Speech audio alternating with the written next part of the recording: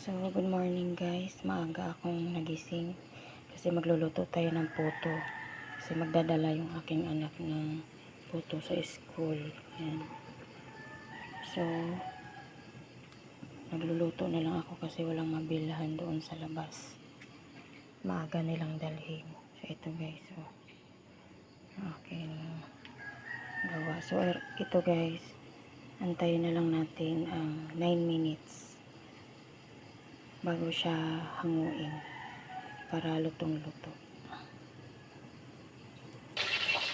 Okay, ito na siya guys, o luto na. So, titikman ko na to pagka malamig na. Pagka malamig na, tsaka natin tatanggalin sa kanyang kulmahan. So, ito na siya guys, Yan. So, ang sarap na. Yan. Kala ko hindi na ako makagawa ng perfect na potato cheese. Ang tagal ko na kasi hindi nakagawa nito guys. Simula nung naglalako pa ako. Ito. Hindi ako nakagawa nito matagal na. Kaya akala ko hindi perfect ang ating potato cheese. So perfect na perfect. Okay guys, that's all.